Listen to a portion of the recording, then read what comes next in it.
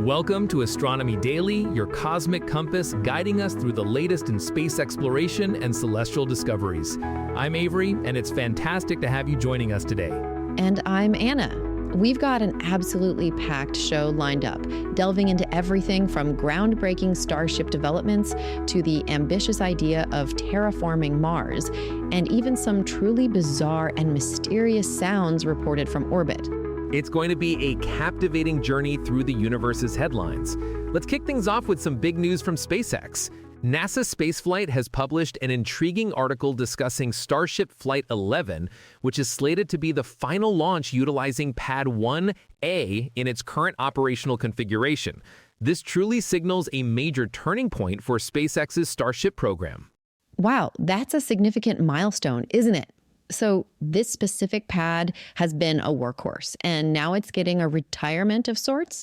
You could say that. It marks the culmination of the Block 1 and 2 vehicle flight tests. After this mission, we're transitioning fully to the more advanced Block 3 designs, the powerful Raptor 3 engines, and a completely new optimized launch pad design. It's an evolution in real time. Block 3, Raptor 3, and a new pad. That's a lot of upgrades all at once. What are the specific vehicles they're using for Flight 11? For this mission, we're looking at Booster 15-2 and Ship 38. Both have histories of successful testing and impressive performance, so it's fitting they're taking on this final Block 2 mission. Okay, so proven vehicles for a pivotal flight. What exactly are they hoping to achieve with this particular launch, beyond just getting off the ground, of course? Well, the primary objectives are critical for the next iteration. They're heavily focusing on testing engine redundancy for the Block 3 vehicles, ensuring that Starship can withstand engine failures during ascent.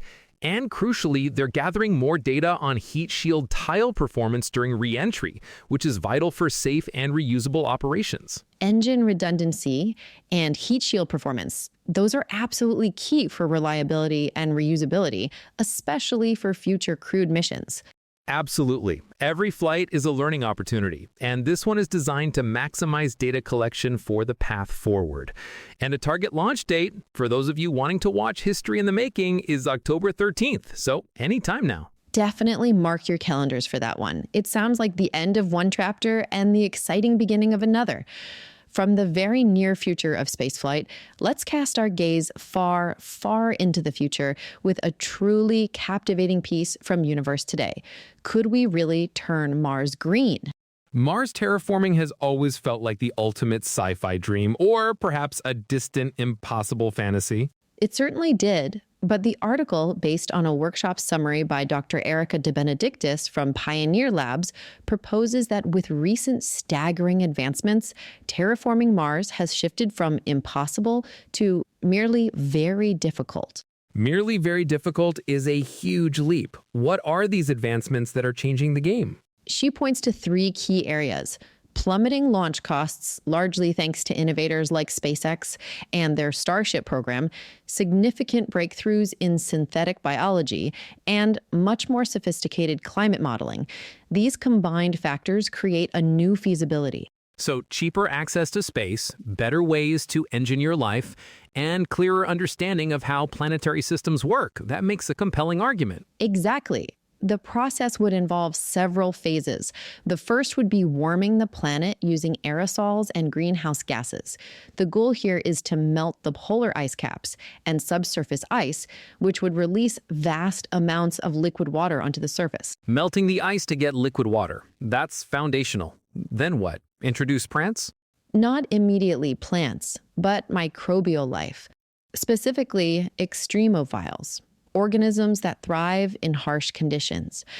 These microbes would begin the critical work of atmospheric transformation through photosynthesis, slowly converting the Martian atmosphere.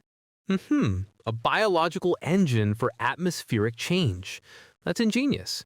And eventually an oxygen-rich atmosphere for more complex life?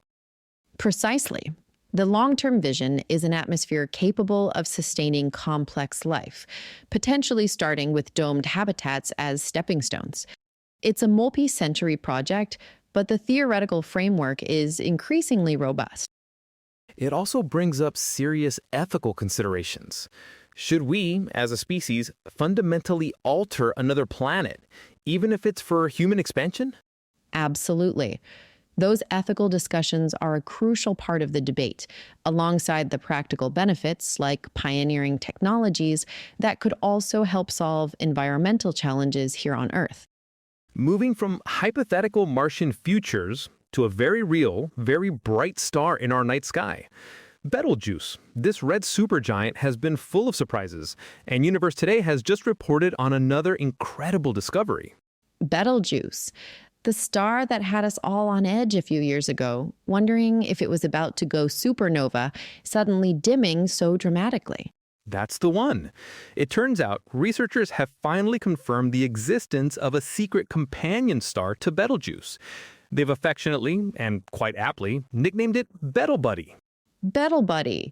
That's wonderful. I mean, trying to spot a companion next to a red supergiant that huge and bright must have been an immense challenge. An incredible challenge indeed. A team from Carnegie Mellon University, led by Anna O'Grady, utilized some of our most advanced instruments, NASA's Chandra X-ray Observatory and the venerable Hubble Telescope, to confirm its existence. X-rays and visible light. Smart. So how big is this Betel Buddy, and what does its discovery tell us about Betelgeuse itself? Betel Buddy is a relatively young stellar object, surprisingly, roughly the size of our own sun. Its presence is now theorized to be the key to understanding Betelgeuse's puzzling 6-year cycle of brightening and dimming. So it's not just a coincidence. The companion affects the supergiant. Exactly. The prevailing theory is that Betel Buddy is gravitationally interacting with Betelgeuse in a way that periodically clears away vast clouds of light-blocking dust that surround a larger star. That dust is what caused the dimming we observed. Wow. So it's essentially acting like a cosmic dust bunny sweeper. That makes so much more sense than some random stellar event causing the dimming. A cosmic dust sweeper, I love that.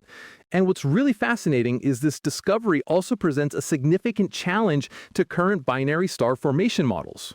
Is that because of the vast difference in their masses?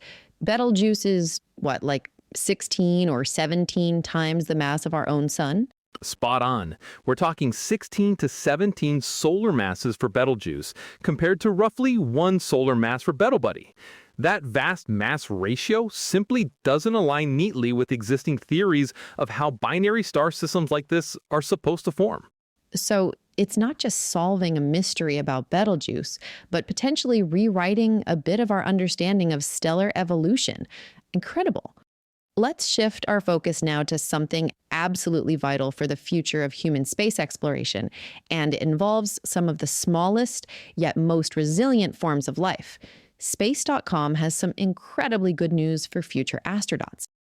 Ooh, good news is always welcome, especially when it concerns the health of our space travelers. It definitely is. The research conducted by RMIT University confirms that microbes essential for human health can actually survive the intense stress of spaceflight. They sense spores of Bacillus subtilis, a common bacterium vital for our gut health and general well-being, on a sounding rocket flight. So our tiny biological co-pilots, these Bacillus subtilis spores, were deliberately put through the ringer of a rocket launch? Exactly. And the results are hugely encouraging.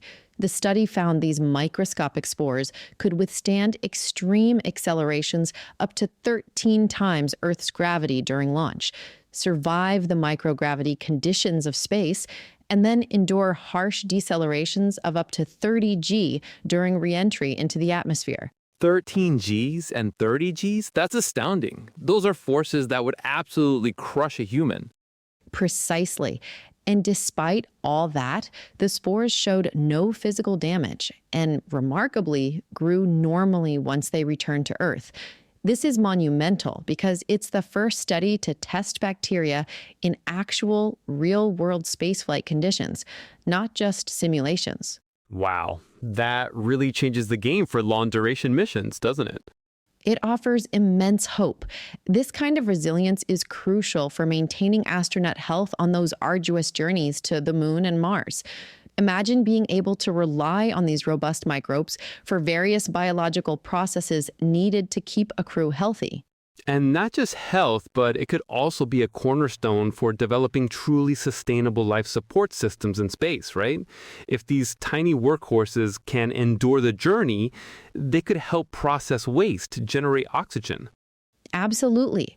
It points towards a future where our journey into deep space isn't just about rockets and hardware, but also about integrating living systems that can thrive alongside us. Now, let's turn our attention to something a little more mysterious, perhaps even unsettling, from the annals of space history. The Daily Galaxy revisits the strange experience of China's first astronaut, Yang Liwei. Oh, I think I remember hearing about this. He heard a strange noise, didn't he? Alone in space, hearing something unexpected. That gives me chills. It's truly a chilling account. During his Shenzhou 5 mission in 2003, Yang Liwei reported hearing unexplained knocking sounds. He vividly described it like someone was hitting the body of the spaceship with a wooden hammer. A wooden hammer? That's so distinct. Not just a creak or a pop, but a deliberate knocking. Exactly. What makes it even stranger is that other Chinese astronauts have reported similar occurrences on subsequent missions. It's not an isolated incident. Other astronauts, too? That really deepens the mystery. It does. And it brings to mind other famous unexplained sounds, like the space music heard by Apollo 11 astronauts. So, what are the leading theories for this knocking sound? I'd imagine thermal expansion and contraction of the spacecraft materials. That always makes strange noises. Or micrometeoroid impacts. Those are indeed the primary scientific explanations. Thermal stress as the spacecraft expands and contracts in extreme temperature shifts, or the impact of tiny dust particles or micrometeoroids. But Yang Liwei and others felt these theories didn't fully explain the consistent and distinct nature of the wooden hammer sound. It's the consistency and the specific timbre of the sound that makes it so perplexing. It suggests something more than just random physical processes.